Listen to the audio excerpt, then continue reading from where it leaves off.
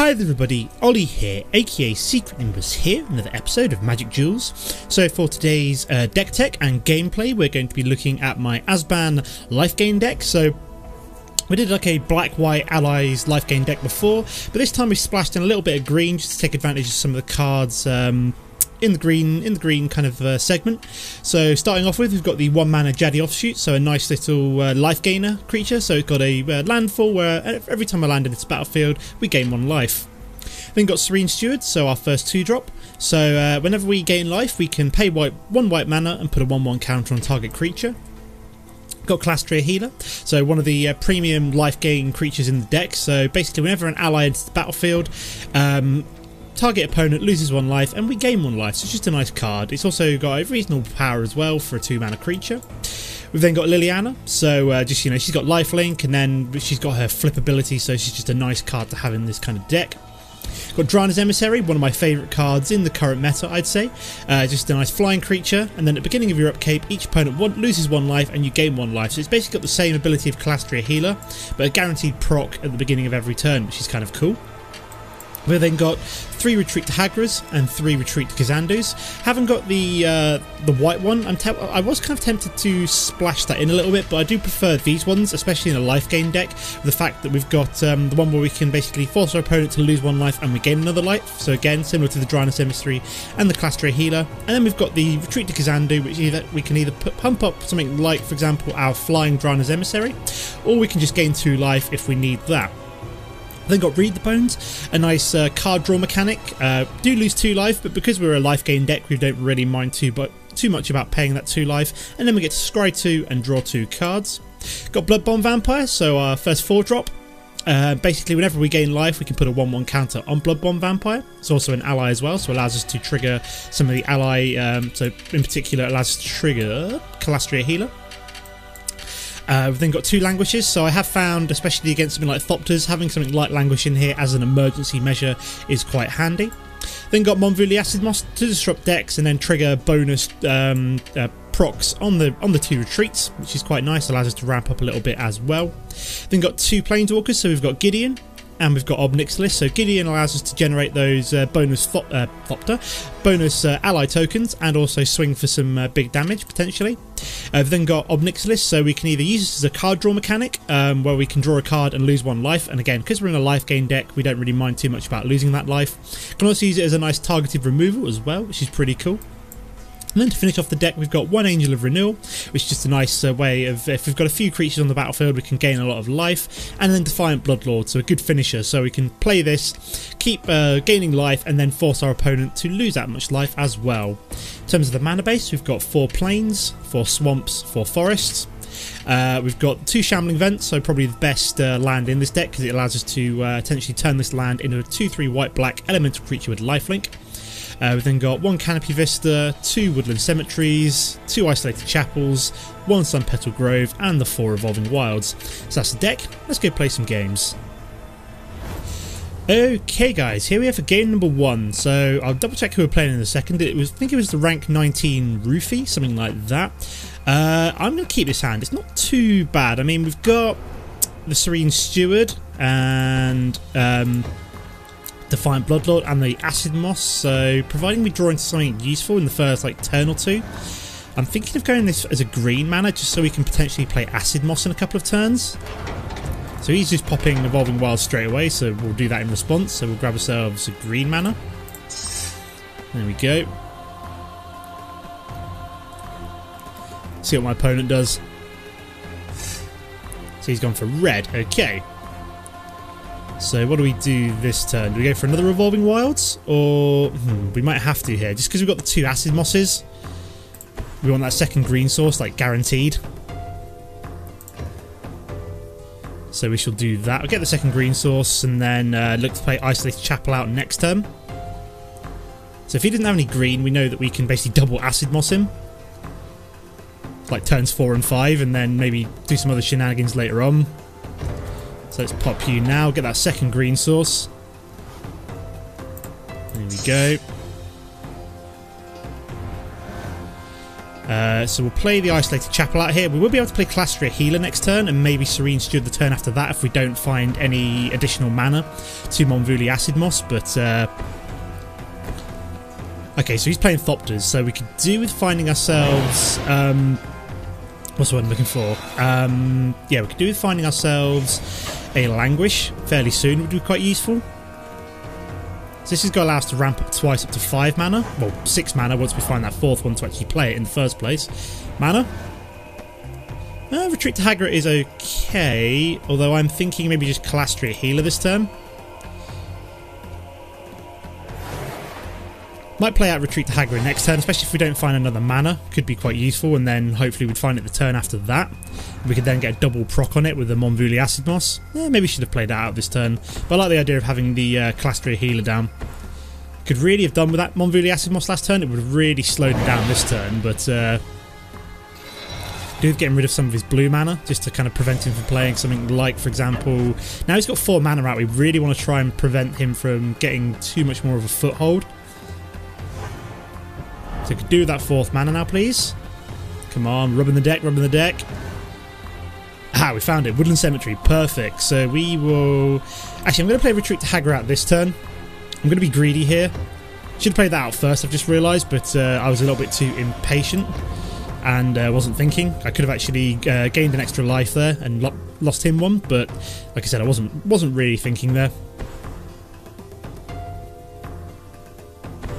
So he's played out an Alchemist Vial. So he hasn't found any of his lords yet, such as the Whirler Rogue or the Pia and Kirin, which is probably quite good for us.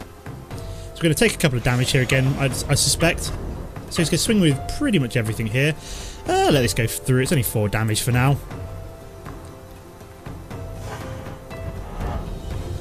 So we're going to go down to 14. We're going to find... Languish is very useful. I don't want to be too greedy here though. So I'm just going to Acid-Moss this turn, maybe Acid-Moss next turn. Has he got a counter? What kind of Thopter deck is running counters?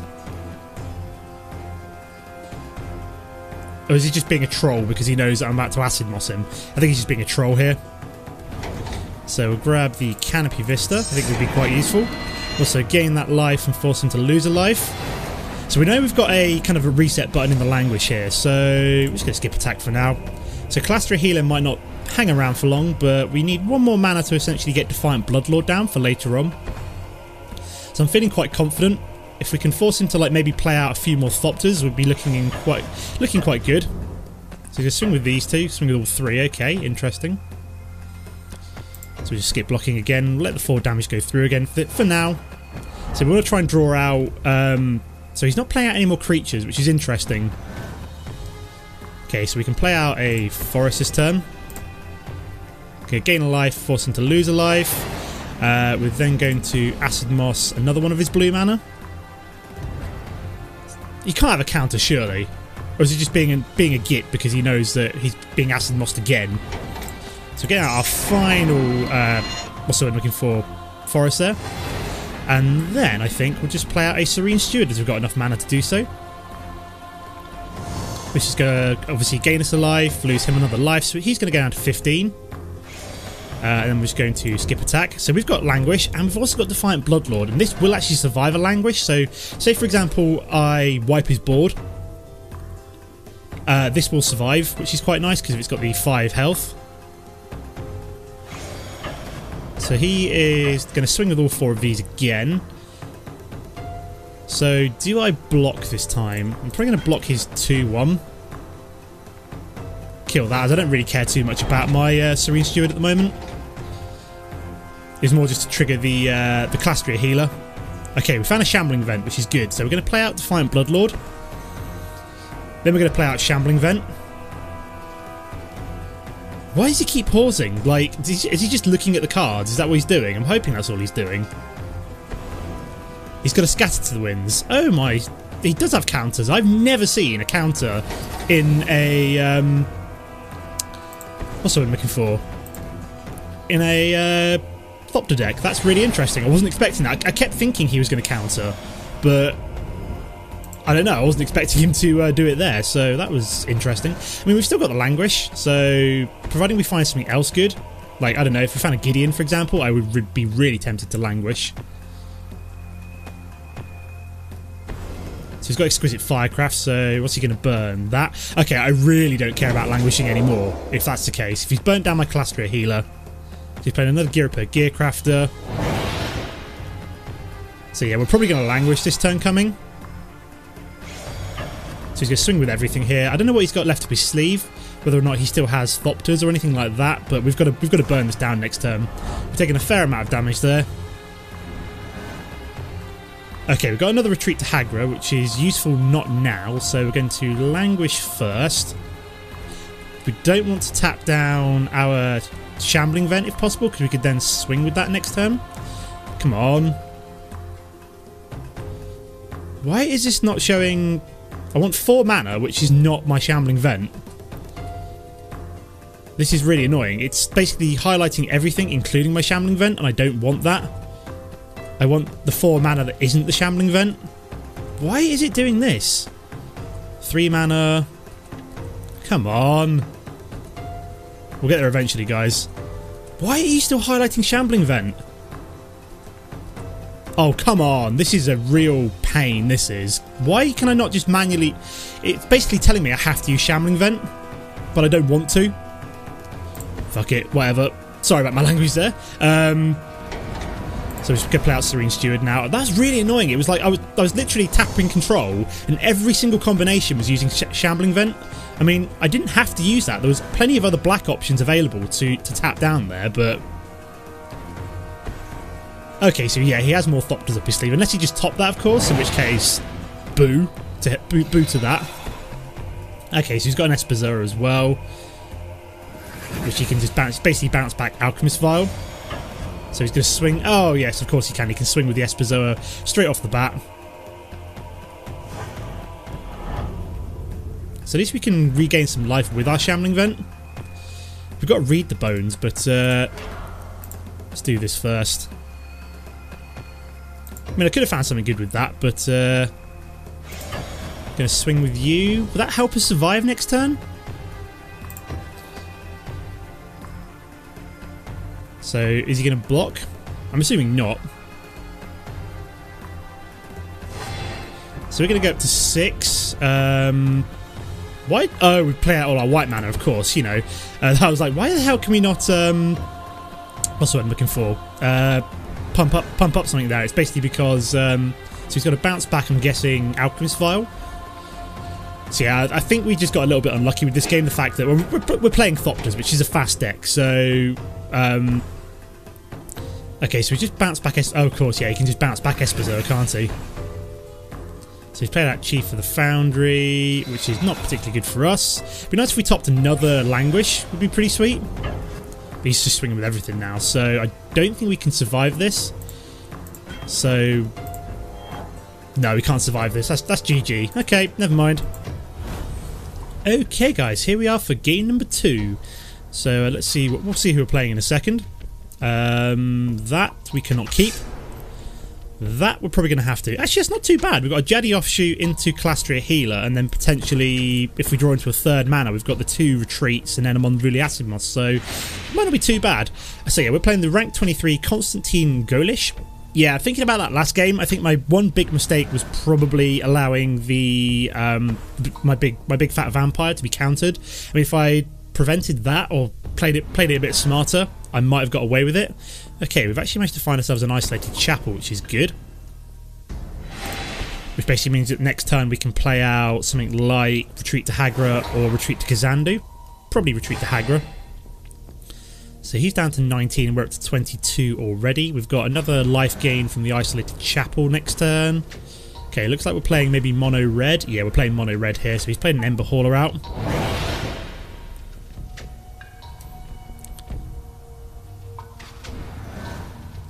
Okay, excellent. We've actually managed to find Evolving Wilds here, which is good.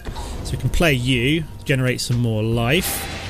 I should have actually played out the Retreat to Hagra there instead. I should have played out Isolated Chapel and played this next turn, but that was my own stupid fault there.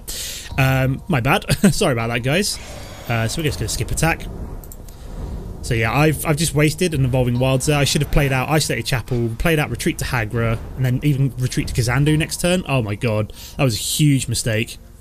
If that loses me that, I'm going to be very, very annoyed. We could have had like so much more life gain from this. I mean, I'm even tempted just to save this for a couple of turns and play, but I really want to get Acid-Moss down next turn. Yeah, that was a huge mistake. Should have Isolated Chapel. Although saying that, I wouldn't be able to Acid-Moss for a couple of turns anyway, so... Do we just block that or let it go through? No, we let it go through because I don't really care too much about 2 damage at the moment.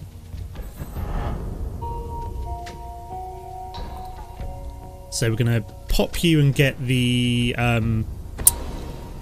Okay, so it's going to Fiery Impulse my Kalastria Healer. So I'm just going to pop the Evolving Wilds now, get that second green source. Get us an extra life.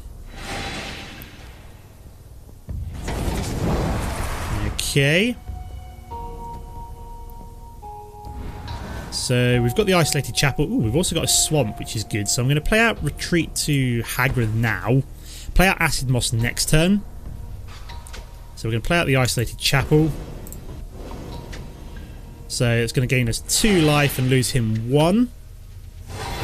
Very nice. We probably want to play out Retreat to Kazandu at some point. Just so it's on the board.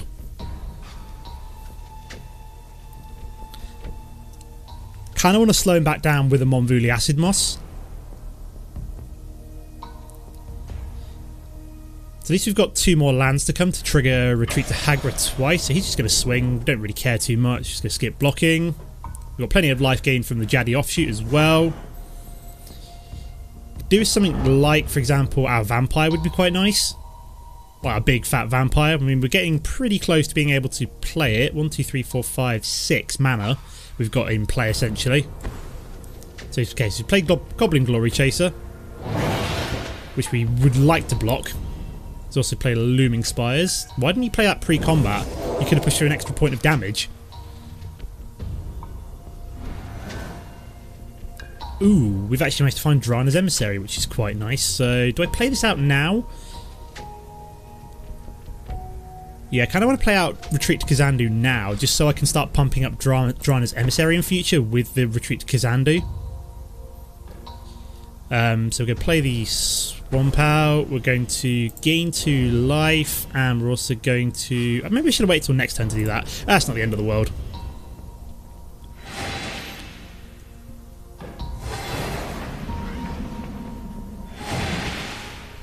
Trying to think, can I play both Acid-Moss? I don't think I can play both Acid-Moss and Drana's Emissary next turn, which is fine.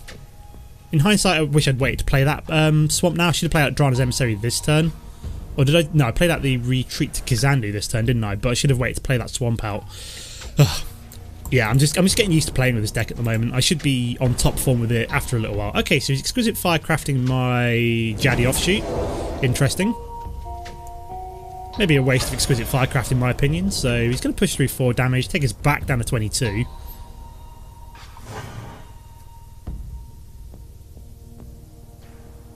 Yeah, because that basically, if we'd pushed it up to 3, kind of like plus 3/3 on Drana's Emissary.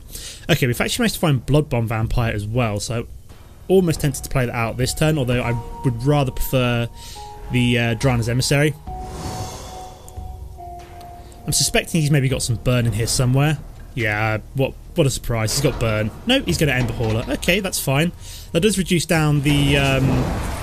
what's the word I'm looking for? The amount of damage I've got coming my way. So he's only able to push through 2 damage. Okay, 4 damage on the Goblin Glory Chaser this turn.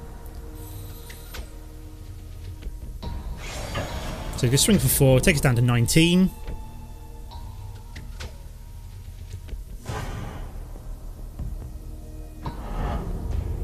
And then end his turn off there. Okay, so we're going to play out Bloodbond Vampire here, then play out the Forest. So we're going to put a 1/1 counter on you, and then gain the life. So this triggers twice. This is already on the stack, although he's got Inferno Fist, which, unless he's got another burn spell.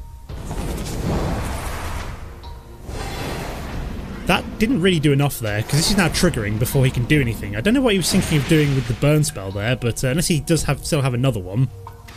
That was weird. Why would he trigger Inferno Fist there? That is weird, unless he thought it did more damage. I don't know. It's kind of crazy, unless he... I don't know. I don't know what he was thinking there.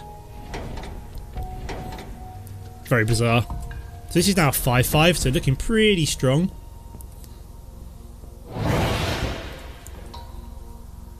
So what's he managed to find underneath? He's managed to find an Ember Hauler as well. Okay, so he's going to play that out. So we could do the Languish ideally, would be quite nice at this point. So he's going to swing with the 2-2, which we can't do anything about for obvious reasons. So skip blocking. Saying that, what I should actually do with Retreat to Kazandu is not pump up the Bloodbond Vampire, is actually gain the 2 health. Reason being is that it just gets +1 anyway. Oh cool, we've actually managed to find Read the Bones, so that's going to be useful for restocking. So we're just going to Acid-Moss the mountain here. Grab that Canopy Vista. So we're going to gain 2 life, and then also force him to lose a life.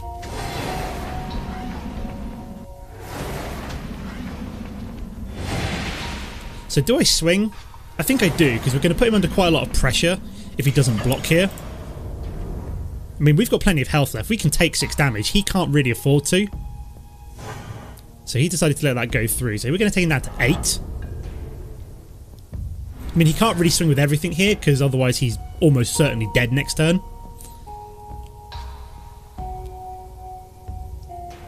I really want to play Read the Bones, because I really want to try and find either something like our big fat vampire, our other vampire.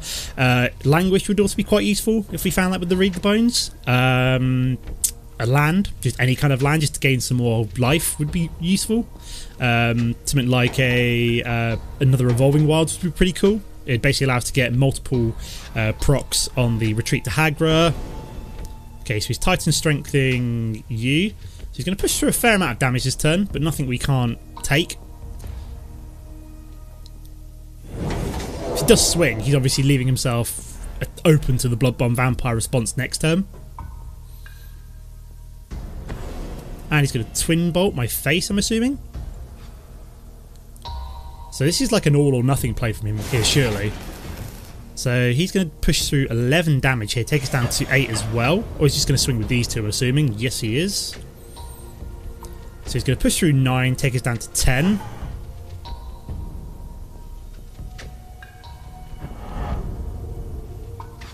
So what are we going to find? We're going to top first of all. It is a land, which is a good start. So we're going to gain 2 life, force him to lose a life and go down. You get pumped up twice, up to a 9-9. I'm going to Read the Bones. We'll go back down to 11, but we can still tank that. Evolving Wilds is useful. So do we not keep... do I keep the Evolving Wilds? No, I'm not going to keep either of them. Okay, excellent. We managed to find ourselves a Drana's Emissary, so we've got another way of gaining back health, which is pretty sweet, and also dealing it to him. Now, do I swing? No, I'm going to be cautious here. We're going to be cautious. We've got ways of gaining life next turn. Is he going to burn that down? No, he's going to sacrifice his Ember Hauler. Okay, that's 2 Drana's Emissaries lost to Ember Haulers, but at least I managed to essentially draw that out. Now, what's he got up his sleeve? What are these last 2 cards? Are they burn? Are they pump? We'll find out in a second, I'm sure, if he plays them. So we've got a guaranteed 2 damage coming our way this turn. That's fine. We can accept that. But what else has he got?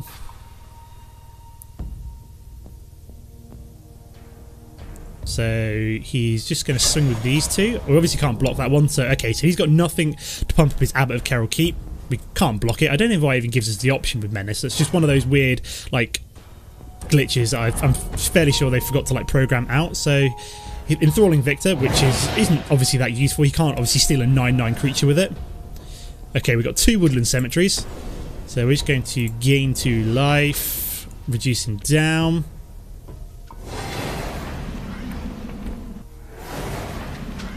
That gets pumped up twice. We go back up to 12. I think we're just going to swing here just because he needs to block, otherwise he dies. So we're going to kill something.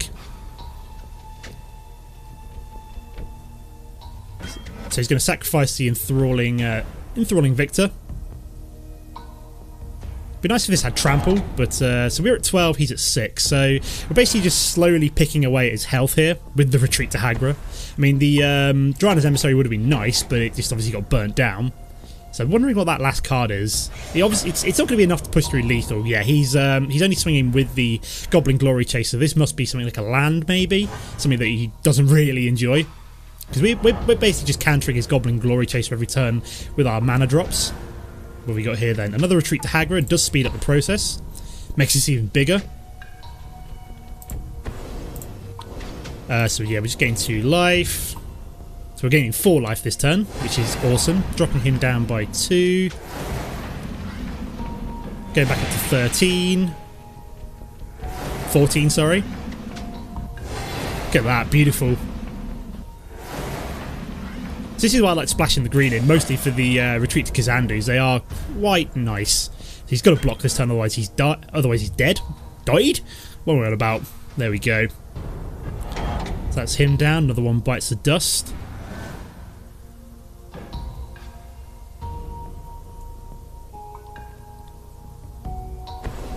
Okay, so he's got a Twin Bolt, so basically useless. I think he's just kind of resigned to the fact that he's probably going to lose here. I think he's just Twin Bolting my face just because. I'd almost expect him to concede there.